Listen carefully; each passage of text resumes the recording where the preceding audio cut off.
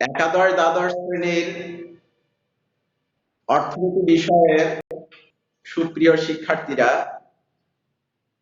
চিত্রা মহিলা ডিগ্রি কলেজের অনলাইন অর্থনীতি ক্লাসে তোমাদেরকে স্বাগত। আমি অলোকেশ মণ্ডল, প্রভাষক অর্থনীতি, চিত্রা মহিলা ডিগ্রি কলেজ, তেরোখাদা, খুলনা। আজ অনলাইন অর্থনীতি ক্লাসে তোমরা যারা স্বাস্থ্যবিধি মেনে অনলাইনে আমার সাথে যোগ দিয়েছো ক্লাসে, এখন পর্যন্ত যে কয়জন আমার সরাসরি ক্লাসে অংশগ্রহণ করেছে তাদের পরিচয়টা আমি দিয়ে দিচ্ছি। মিতানুর আক্তার আখি, মাহমুদা খাতুন ডালিম, আন্না খাতুন, রত্না খাতুন, সুমাইয়া আলম, ঐশ্বর্য, শৈলী বিশ্বাস, লাবণ্য, অনামিকা দাস। আজ তোমরা সরাসরি আমার ক্লাসে আসো। আজকে আমরা অর্থনীতি প্রথম পত্রের দ্বিতীয় অধ্যায়ে রেখার ঢাল সম্পর্কে আলোচনা করব। রেখার ঢাল আমাদের শিক্ষণফল অনুযায়ী যেটা বলা আছে, একটি সরল রেখার ঢাল কিভাবে নির্ণয় করা যায়। আমরা সরল রেখার ঢাল নির্ণয় করব, তার আগে রেখার ঢাল কি, ঢাল কাকে বলে, এই বিষয়গুলো জানবো না, সেটা হতে পারে না। এই জন্য আমরা প্রথমে লিখেছি ঢাল। এখান থেকে যে প্রশ্নগুলো আমরা পড়তে পারি সেটা হলো,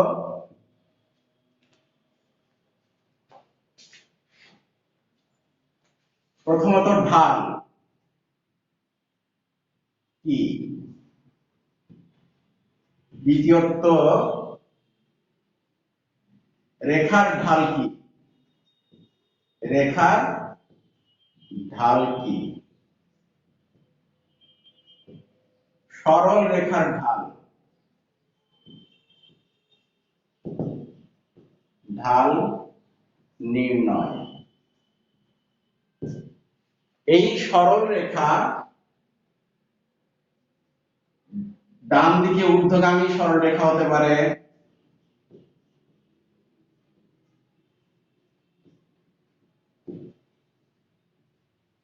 সরল রেখা, ডান দিকে নিম্নগামী সরল রেখা,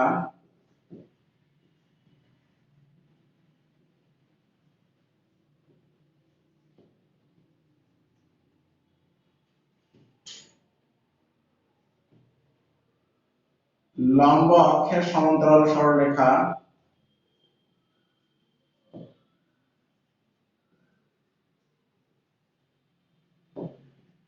সরল রেখা, ভূমি অক্ষের সমান্তরাল সরলরেখা,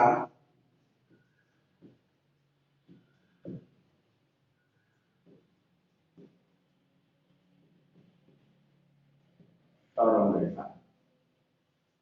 এর প্রত্যেকটা ঢাল নির্ণয় করতে হবে, প্রত্যেকটার ক্ষেত্রে আমরা ঢাল নির্ণয় করব। ঠিক আছে? তাহলে ঢাল কাকে বলে, আমরা যদি তোমাদের ভিতর থেকে ঢাল সম্পর্কে জানতে চাই, দেখো একটা রেখা আমি এখানে বললাম ডান দিকে ঊর্ধ্বগামী রেখা, ডান দিকে ঊর্ধ্বগামী রেখা, সে রেখাটা কেমন হতে পারে, এরকম। ডান দিকে নিম্নগামী রেখা এরকম, লম্ব অক্ষের সমান্তরাল রেখা এরকম, ভূমি অক্ষের সমান্তরাল রেখা এরকম। এই রেখাগুলো বিভিন্ন আকৃতির হয়ে থাকে, রেখাগুলো বিভিন্ন আকারের হতে পারে। এই আকৃতির বিষয়টা নির্ভর করে ঢালের উপরে। একটা রেখার ঢাল কেমন তার উপর ভিত্তি করে রেখার আকৃতি পাওয়া যায়। ঢাল যদি ধনাত্মক হয় তাহলে রেখা হয় ঊর্ধ্বগামী, ঢাল যদি ঋণাত্মক হয় রেখা হয় নিম্নগামী, ঢাল যদি শূন্য হয় তাহলে রেখা হয় লম্ব অক্ষের সমান্তরাল, ঢাল যদি ইনফিনিটি হয় তাহলে হয়তো রেখা হবে ভূমি অক্ষের সমান্তরাল। এখন আমরা এক এক করে ঢাল কাকে বলে, রেখার ঢাল কি, তারপর সরলরেখার ঢাল কিভাবে নির্ণয় করতে হয় সেগুলো আমরা ব্যাখ্যা করি। শৈলী বলো, রেখার ঢাল কাকে বলে? শুধু ঢাল বলতে কি বুঝো? শৈলী।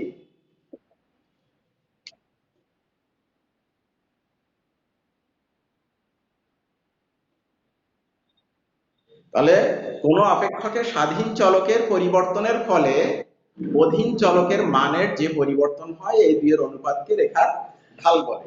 সেটা আমরা কিভাবে লিখতে পারি? মনে করো y equal to function of x, y equal to function of x, এটা একটা অপেক্ষক, তাই তো?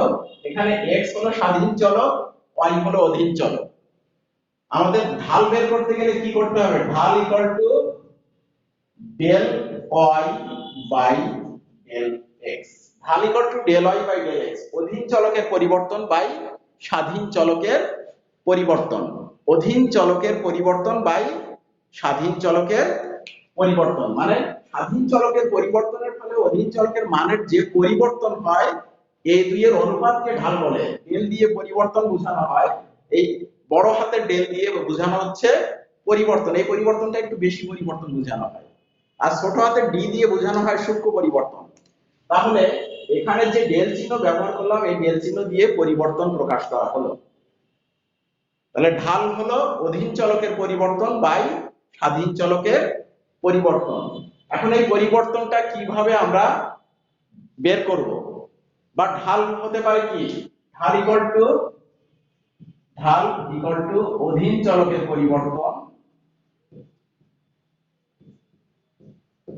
পরিবর্তন বাই স্বাধীন চলকের পরিবর্তন।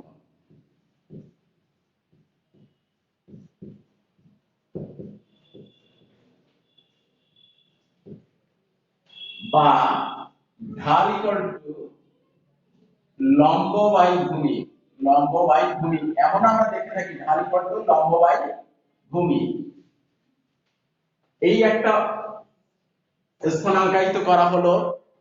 এখানে দেখা যাচ্ছে এটাকে বলা হয় ভূমি অক্ষ আর এটাকে বলা হয় লম্ব অক্ষ। ভূমি অক্ষে থাকে স্বাধীন চলক আর লম্ব অক্ষে থাকে অধীন চলক।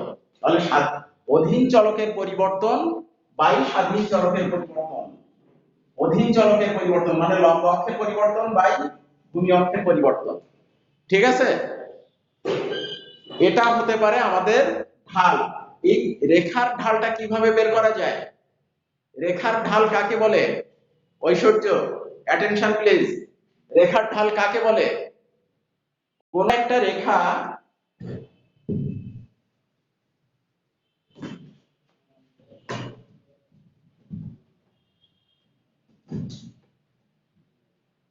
রেখার ঢাল কাকে বলে?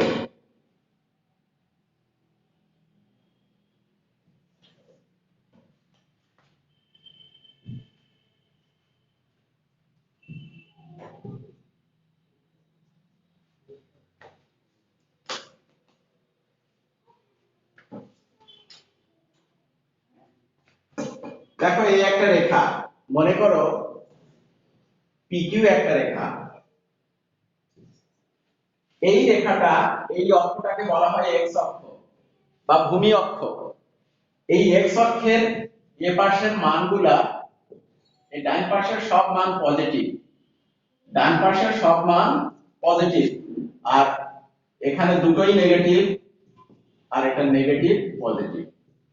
তাহলে কোন একটা রেখা উহার এক্স অক্ষের ধনাত্মক দিক, এই উলম্ব অক্ষের ডান পাশে এক্স অক্ষের যে অংশটা আছে এটাকে বলা হয় ধনাত্মক দিক। এই ধনাত্মক দিকে ভূমির এক্স অক্ষের সাথে যে কোণ উৎপন্ন করে, কোন একটা রেখা উহার এক্স অক্ষের ধনাত্মক দিকে যে কোণ উৎপন্ন করে তার ত্রিকোণমিতিক tan এর মানকে ওই রেখার ঢাল বলে। কোন একটি রেখা উহার এক্স অক্ষের ধনাত্মক দিকে যে কোণ উৎপন্ন করে তার ত্রিকোণমিতিক tan এর মানকে ওই রেখার ঢাল বলে। তোমরা লিখে নিতে পারো, কোন একটি রেখা উহার এক্স অক্ষের ধনাত্মক দিকে যে কোণ উৎপন্ন করে তার ত্রিকোণমিতিক tan এর মানকে ওই রেখার ঢাল বলে। আমরা এখানে দেখাচ্ছি কি, এটা ভূমি অক্ষ আর এটা লম্ব অক্ষ। পিকিউ একটা রেখা, এই রেখাটা এক্স অক্ষের ধনাত্মক দিক মানে এই লম্ব অক্ষের ডান সাইডে x অক্ষের যে দিকটা আছে এটাকে বলা হয় পজিটিভ দিক আর এটা নেগেটিভ দিক। তাহলে ধনাত্মক দিকে যে কোণ উৎপন্ন করে তার ত্রিকোণমিতিক tan এর মানকে ওই রেখার ঢাল বলে। বোঝা গেল? আমরা চাহিদা রেখার ঢাল, যোগান রেখার ঢাল, সরল রেখার ঢাল, ডান দিকে ঊর্ধ্বগামী রেখার ঢাল, ডান দিকে নিম্নগামী রেখার ঢাল, আমরা বিভিন্ন ধরনের রেখার ঢাল বের করতে পারি। আমরা কি একটা চাহিদা অপেক্ষক থেকে রেখার ঢাল বের করে দেখবো কেমন দেখা যায়? আমরা লিখে দিচ্ছি একটা চাহিদা অপেক্ষক। মনে করো q equal to 16 minus 4p, এটা একটা চাহিদা অপেক্ষক। q equal to 16 minus 4p, এখান থেকে আমি একটা চাহিদা সূচি তৈরি করছি। দেখো চাহিদা সূচি, চাহিদা সূচি p এর মান আমি এখানে ধরে নিচ্ছি p, এই হলো q, p এর মান 1 নিলাম, 2 নিলাম। p equal to 1 হলে q এর মান কত হয় শৈলী? p equal to 1 হলে q এর মান কত? 12। রত্না বলো p equal to 2 হলে q এর মান কত হবে? p equal to 2 হলে q এর মান কত?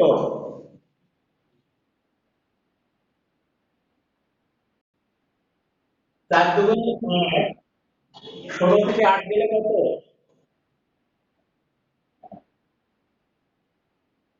এটা হলো আমাদের চাহিদা সূচি। এই অপেক্ষক থেকে আমরা একটা চাহিদা সূচি তৈরি করলাম। এবার আমরা যদি এখান থেকে একটা রেখার ঢালটাই বের করে ফেলি, আমরা রেখা আঁকার আগে ঢালটা বের করি, তারপর রেখা তৈরি করার পরে আমরা দেখি ঢাল কি দাঁড়ায়। এখানে দাম কি, দাম স্বাধীন চলক না? এখানে দামের পরিবর্তন, দামের পরিবর্তন এটাকে কি দিয়ে লিখবো? Del P. দামের পরিবর্তন কি? Del P equal to 1 minus 2 equal to minus 1।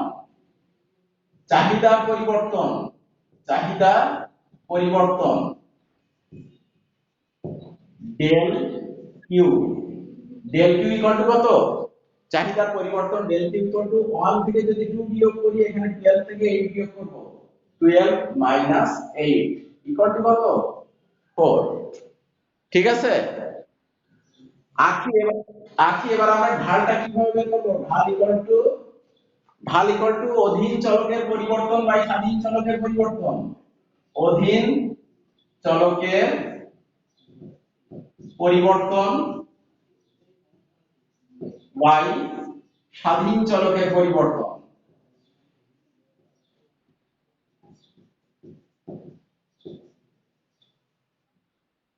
এখানে দাম আর পরিমাণের ভিতরে কোনটা স্বাধীন কোনটা অধীন? দাম এবং পরিমাণের মধ্যে কোনটা স্বাধীন কোনটা অধীন?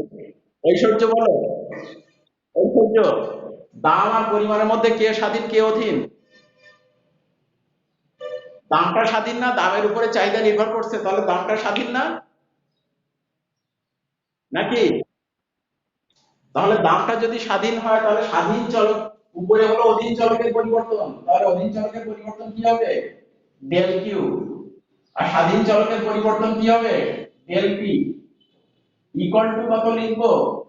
Del Q. আন্না বলো, আন্না, ডেল কিউ কত? 4। ডেল কিউ এর মান কত? 4। আর ডেল পি এর মান কত? -1। অতএব ঢাল ইকুয়াল টু কত? ঢাল ইকুয়াল টু -4, ঢাল ইকুয়াল টু -4। ঠিক আছে? তাহলে ঢাল হলো ঋণাত্মক। খেয়াল করে দেখো, ঢাল হলো ঋণাত্মক। আর ঢাল ঋণাত্মক হলে রেখা হয় ডান দিকে নিম্নগামী। ঢাল যদি ঋণাত্মক হয় রেখা হয় ডান দিকে নিম্নগামী। তোমরা একটা বিষয় খেয়াল করো যে এই, কার ওখান থেকে সাউন্ড আসছে সাউন্ড মিউট করো।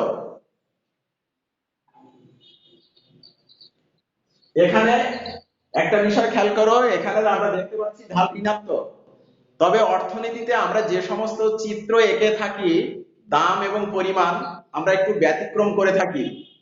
দাম স্বাধীন হওয়া সত্ত্বেও আমরা অর্থনীতির ক্ষেত্রে দামটাকে লম্ব অক্ষে দেখাই আর পরিমাণটাকে ভূমি অক্ষে দেখাই, এই জন্য একটু ব্যতিক্রমতা দেখা যায়। আমরা এখন এখান থেকে একটা চাহিদা রেখা অঙ্কন করে তার ঢাল বের করব। আমরা দেখতে পেলাম ঢাল ঋণাত্মক, অতএব চাহিদা রেখা হবে ডান দিকে নিম্নগামী। আমরা দেখতে পেলাম কি ঢাল ঋণাত্মক, অতএব চাহিদা রেখা হবে ডান দিকে নিম্নগামী। দেখা যাক কি দাঁড়ায়।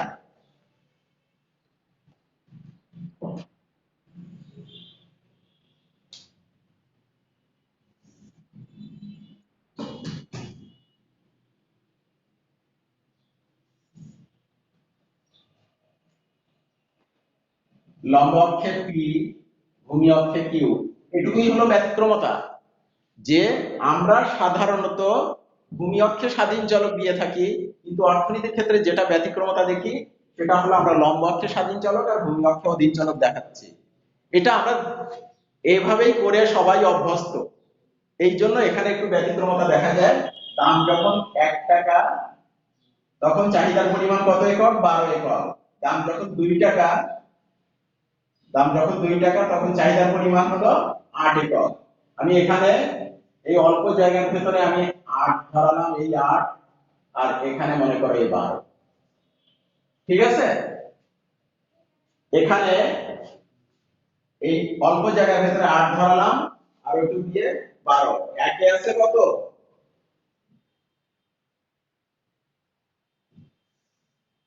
একে আছে 12, দুইয়ে আছে কত?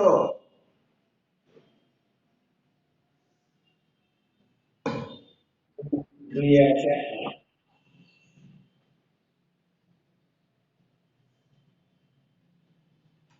এটা একটা বিন্দু নিলাম এ, এটাকে নিলাম বি।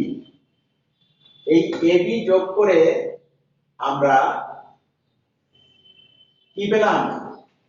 ডি, ডি প্রাইম একটা চাহিদা রেখা পেলাম। ঠিক আছে, ডি, ডি প্রাইম একটা চাহিদা রেখা পেলাম। আমি এই ছেদ বিন্দুটাকে সি দিয়ে লিখলাম, এই ছেদ বিন্দুটাকে সি দিয়ে লিখলাম। আমাদের ঢাল ইকুয়াল টু কি? ঢাল equal to del Q by del P, তাই না? আমাদের ঢাল ইকুয়াল টু কি? Del Q by del p.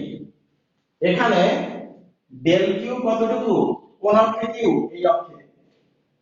Del Q আমরা কিউ ছোট হাতের ব্যবহার করছি। ডেল কিউ কতটুকু? ডেল কিউ ছিল এখানে 4, 8 থেকে 12 বিয়োগ 8 মাইনাস 12, 8 থেকে 12 বিয়োগ, তাহলে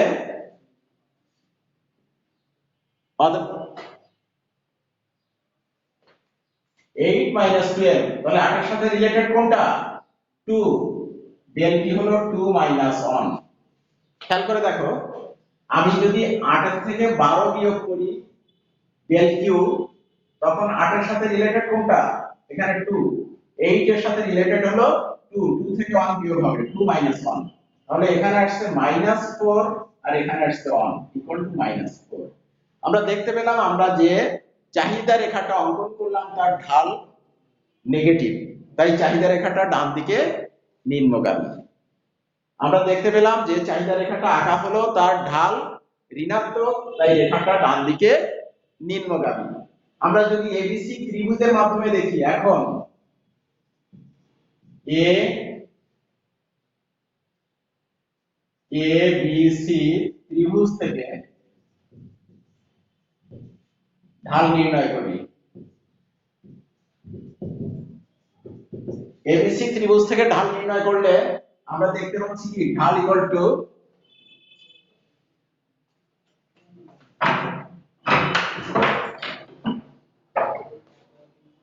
দেখো ইলেকট্রিসিটি চলে গেল অনেক, মানে হঠাৎ করে আমাদের ক্লাসে একটু ডিস্টার্ব হয়ে গেল। যে এখন এবিসি ত্রিভুজ থেকে যদি আমি ঢাল দেখি, ঢাল ইকুয়াল টু কি? ঢাল ইকুয়াল টু লম্ব বাই ভূমি। যেহেতু আমাদের অর্থনীতির ক্ষেত্রে একটু ব্যতিক্রমতা আছে, তাই লম্ব এখানে AC equal to AC by BC, AC by BC. এইটা করলে আসছে কত, এখান থেকে 4 by minus 1 equal to minus 4। এটা থেকেও আমি মাইনাস 4 পাচ্ছি। এভাবে আমরা ঢাল নির্ণয় করতে পারি। এবার যদি আমরা একটা যোগান অপেক্ষক থেকে বের করি ঢাল কেমন হয়, আমরা চাহিদা অপেক্ষক থেকে দেখলাম, এবার যোগান অপেক্ষক থেকে ঢাল দেখব। সুমাইয়া, সুমাইয়া,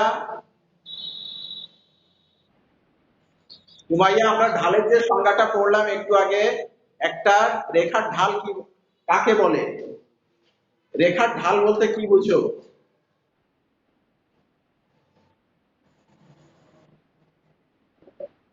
কোন একটি রেখা,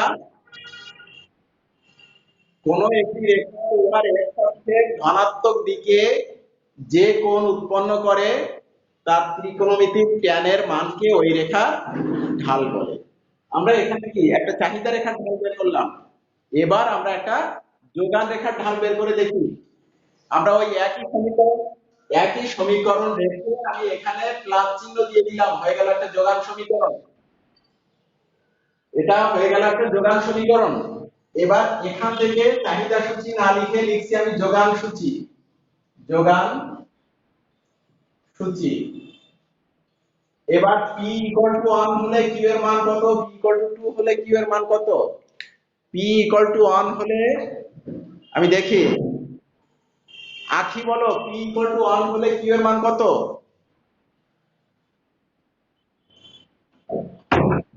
p ইকুয়াল টু 1 হলে q এর মান কত? 20। আখির ওখানে নেটওয়ার্কের সমস্যা মনে হচ্ছে। ডালিম বলো, p ইকুয়াল টু 2 হলে, p ইকুয়াল টু 2 হলে q এর মান কত হবে? 24। এবার এখান থেকে যদি আমরা del P by del Q এর মান বের করি, এখানে দেখো এই সাইডটা মুছে দিলাম,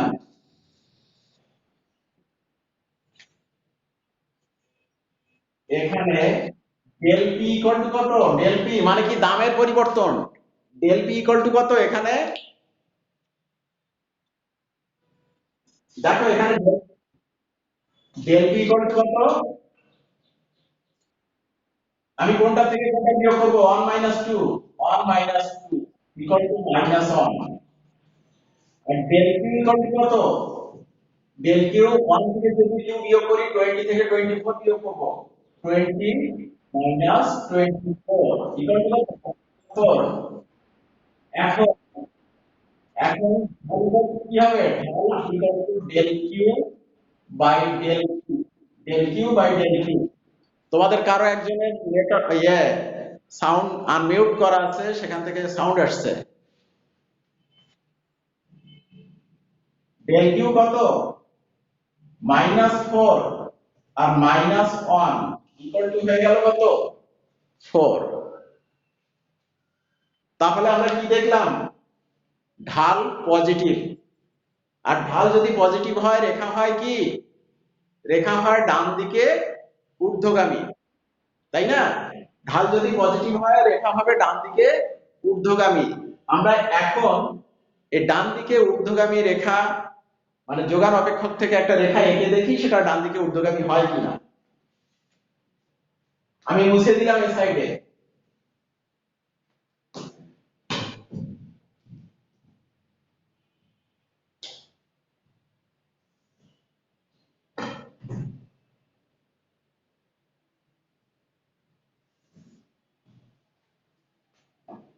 লম্ব অক্ষে দ্রব্যের দাম, ভূমি অক্ষে পরিমাণ নির্দেশ করা হলো।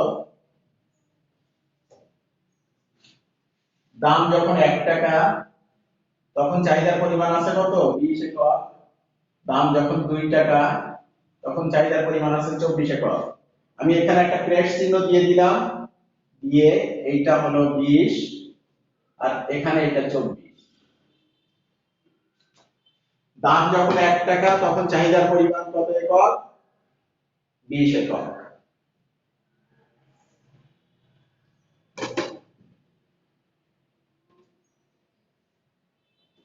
দাম যখন 2 টাকা তখন চাহিদার পরিমাণ কত একক? 24 একক।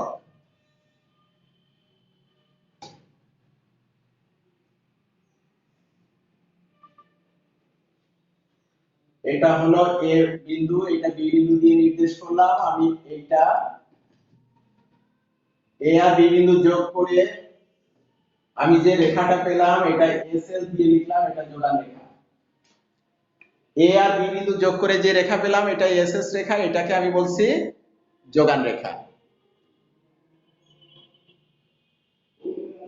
এইবার খেয়াল করো, আমি এখান থেকে যদি এইটুকু যোগ করে দিই তাহলে একটা ত্রিভুজ হয়ে যায়।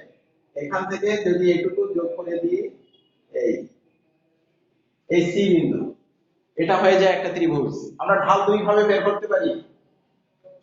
ঢাল হলো ঢাল equal to del Q by del P. এখানে ডেল কিউ কত হবে? 20 মাইনাস 24 আর 1 মাইনাস 2, তাহলে -4 বাই -1 ইকুয়াল টু 4। আমরা এখান থেকে দেখতে পেলাম কি ঢাল equal to -4 by -1 equal to 4। এখানে ঢাল ধনাত্মক, ধনাত্মক,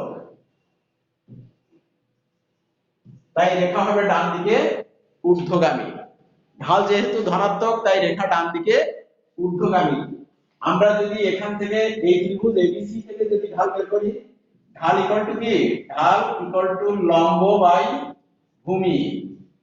যেহেতু অর্থনীতির ক্ষেত্রে ব্যতিক্রম, সেই জন্য লম্ব হলো AC, AC by BC, AC by BC equal to -4 by -1 equal to 4। এখান থেকে আমরা ঢাল বের করলাম 4। আমরা যদি এবিসি ত্রিভুজ থেকে দেখি, এ এ বি সি ত্রিভুজ থেকে ঢাল ইকুয়াল টু লম্ব বাই ভূমি, মানে AC by BC -4 by -1 equal to 4। তাহলে এখান থেকেও দেখলাম পজিটিভ মান, এখান থেকেও দেখলাম পজিটিভ মান। তাই আমরা বলতে পারি যে ঢাল যদি ধনাত্মক হয় রেখা ডান দিকে ঊর্ধ্বগামী হয়। এবার লম্ব অক্ষের সমান্তরাল, ভূমি অক্ষের সমান্তরাল রেখার ঢাল আমরা একটু দেখি। লম্ব অক্ষের সমান্তরাল এবং ভূমি অক্ষের সমান্তরাল রেখার ঢাল। দেখো আমাদের হাতে খুব কম সময় আছে, আমরা চেষ্টা করি শেষ করতে পারি কিনা।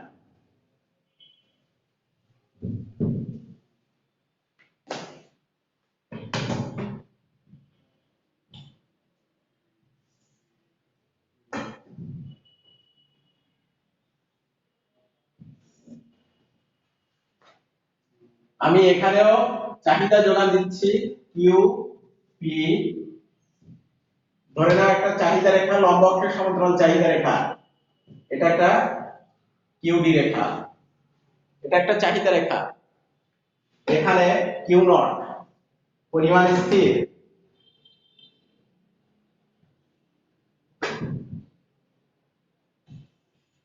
এখানে আমি ধরে নিলাম এটা পি নট, এটা পি ওয়ান,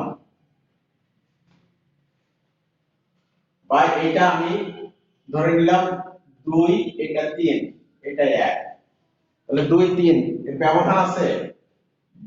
এখানে del Q by del p, ঢাল equal to del Q by del p. Del Q এর মান কি? এখানে ডেল কিউ এর মান 0 আর ডেল পি এর মান কত? 2 1 ও 2 3, যাই হোক না কেন এটা 0। তাহলে something by 0, something by 0 by something equal to 0। উপরে 0 আর নিচে যদি কোনো সংখ্যা দিয়ে ভাগ করা হয় সেটার মান হয় 0। তাহলে ডান দিকে ঊর্ধ্বগামী সরলরেখার ঢাল হবে 0। ডান দিকে ঊর্ধ্বগামী না, লম্ব অক্ষের সমান্তরাল, লম্ব অক্ষের সমান্তরাল সরলরেখার ঢাল হবে 0।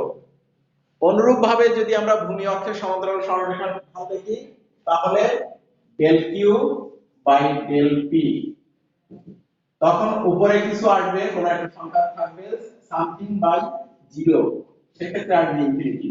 যদি আমি রেখাটা ভূমি অক্ষের সমান্তরাল করে আঁকি তাহলে ঢাল হবে ইনফিনিটি। এভাবে আমরা সরল আকৃতির বিভিন্ন রেখার ঢাল নির্ণয় করতে পারি। আজ অনলাইন অর্থনীতি ক্লাসে তোমরা অনেকেই যোগ দিয়েছো, সবাইকে অনেক অনেক শুভেচ্ছা, শুভকামনা, এবং সবাই স্বাস্থ্যবিধি মেনে নিজেকে সুস্থ রাখো, নিরাপদ রাখো, এই কামনায় আজকে আমরা অনলাইন ক্লাস এখানে শেষ করছি। সবাই ভালো থেকো।